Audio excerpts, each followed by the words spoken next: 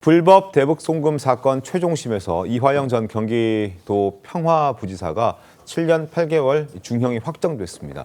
대법원은 800만 달러 중에서 스마트팜 비용은 164만 달러, 그리고 방북 비용은 230만 달러만 인정을 했습니다. 나머지 406만 달러는 증거 부족으로 무죄를 내렸고, 그리고 그 가운데 방북 비용 가운데 200만 달러는 조선노동당으로 들어갔다고 대법원은 판단했습니다. 금액은 소폭 줄어들었지만 대북 송금의 실체와 목적은 대법원도 인정한 겁니다. 그래서 실제 결과는 저렇게 1심 9년 6개월, 2심 7년 8개월, 상고심 대법원도 2심의 선고 결과를 그대로 똑같이 7년 8개월이라는 중형을 내렸습니다. 결과는 저렇게 나왔는데 수감 중인 이화영 전 부지사는 변호인을 통해서 이런 입장을 밝혔습니다. 들어보시죠. 메시지부터 전달해 드리겠습니다. 새로운 세상에서는 정치 경쟁자를 제거하기 위해서 악질 검찰을 동원하는 일이 없었으면 좋겠습니다. 만들어진 조작된 증거를 유죄의 근거로 삼는 법원도 개혁되어야 합니다. 대북 송금 조작 사건의 진실을 밝히면 정치 검찰의 무도한 행각이 낱낱이 밝혀질 것입니다.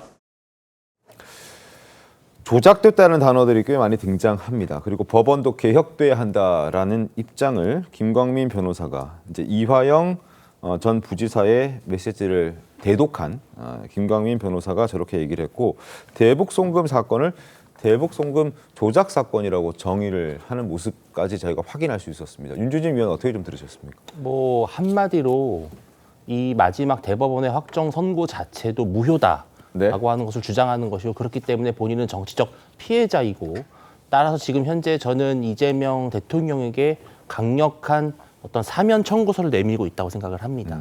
왜냐하면 나는 피해자이기 때문에 이것을 모두 무효화해달라는 것이거든요. 또 조작된 증거라고 하는 표현 속에서는 사실은 검찰에 대한 대대적인 어떤 뭐 특검이랄지 아니면 감찰이랄지 이러한 것을 통해서 이 본인에게 이루어졌던 기소 자체가 부당하다는 것을 밝혀달라는 그런 압박으로도 느껴지거든요.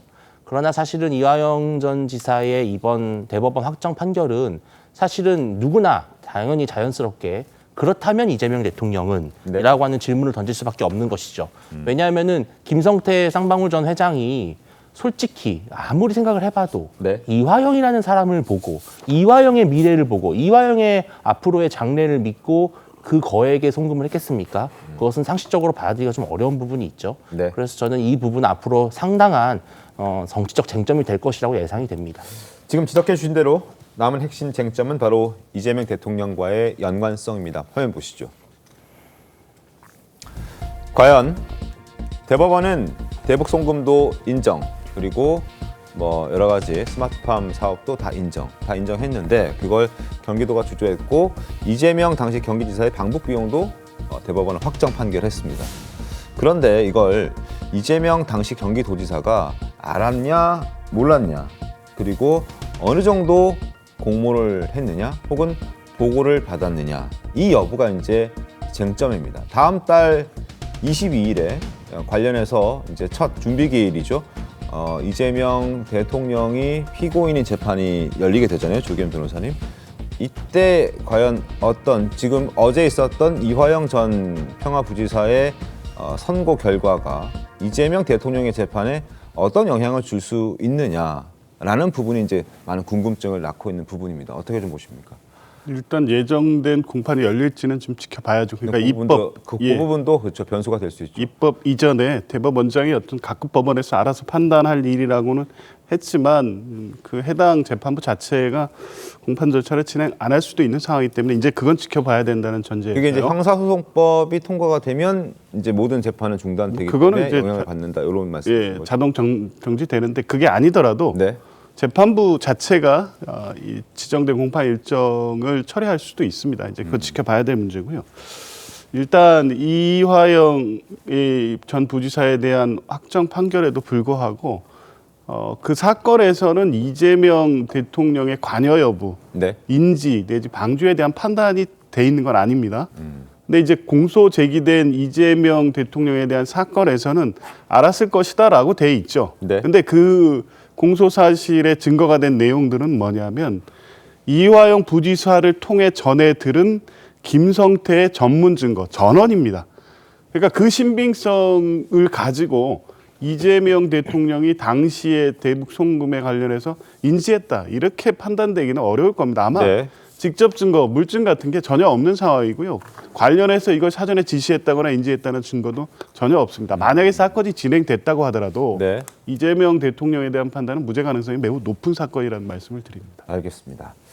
자, 그리고 또 하나 짚어봐 드릴게요. 조금 전에 윤주진 위원께서 사면 언급을 해주셨는데 실제로 민주당 내에서 이런 목소리가 있다고 합니다. 더불어민주당의 한 의원은 TV조선과의 통화에서 이화영 전 부지사 유죄 확정에 대해서 당내는 담담한 분위기였다라고 당내 분위기를 전하면서 광복절 사면 가능성이 있다라는 이야기를 저희 TV조선에 전해왔습니다. 김광삼 변호사님 어떻게 보셨습니까?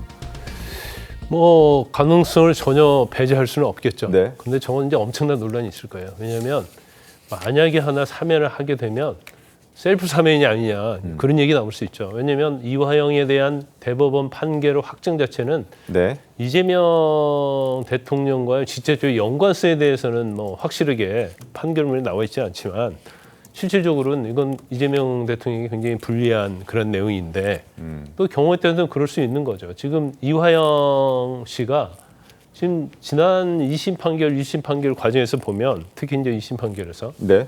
이재명 대통령에게 보고를 했다 그런 진술을 썼다는 거 아닙니까? 그럼 진술이 왔다 갔다 하는 거예요. 그러면 자기를 사면하지 않았을 때 네. 나는 뭐 보고했다라고 주장을 할 수도 있다라는 이제 그런 식으로 하면 상당히 좀 국면이 이상해 가는 거예요. 네네. 그렇기 때문에 어떻게 보면 이재명 대통령 입장에서 보면 계륵것 같은 존재다. 사면해주자니 그렇고 안 해주자니 그렇고 네. 이제 그럴 가능성이 커요. 그런데 광복절 사면을 하게 돼버리면 2달 만에. 그렇죠. 대법원 판결이 이제 났는데 어제 났는데 네. 이게 좀 문제가 있고 그거 저것은 또 그냥 뭐 대북 선고만 있다고 하면 모르겠는데 네. 뇌물죄가 있잖아요. 개인의 뇌물죄도 있죠. 그렇죠. 네. 뇌물죄도 제 기억으로는 한 3억 정도 네, 넘어가는 네, 걸로 맞습니다. 알고 있는데 네. 그러면 뇌물범, 부패범죄범을 그것도 자신이 데리고 있던 부지사 시절에 한 뇌물죄 이걸 사면한다.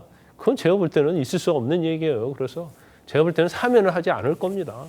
김준혁 대변인님, 뭐 지금 사면 얘기 나오긴 했는데 뭐 그렇게 막 구체적으로 나오는 얘기는 아닌 거죠? 지금 대통령 이제 취임하신 지 사흘째입니다. 지금 이와 관련되어 있는 논의는 전혀 들어본 바가 없고 네. 아마 이런 논의를 지금 하고 있지 않은 것으로 저는 알고 네. 아니 있습니다. 뭐 더불어민주당 의원 한 분이 이제 연락을 본인의 했었는데. 의견이실 수 있어요. 네네, 개인의 그렇지만 의견. 네. 예, 개인의 의견이신 것 같고 지금 이재명 대통령께서 가장 집중하고 있는 건 민생경제 회복 또 국민 통합을 어떻게 이루어갈 것인가 하는 부분이기 때문에 이런 뭐 사면을 혹시 한다고 해도 그런 그 국민 통합의 어떤 기준 안에서 네. 1차적으로 검토가 되지 않을까라는 것이 제 개인적 생각입니다. 알겠습니다.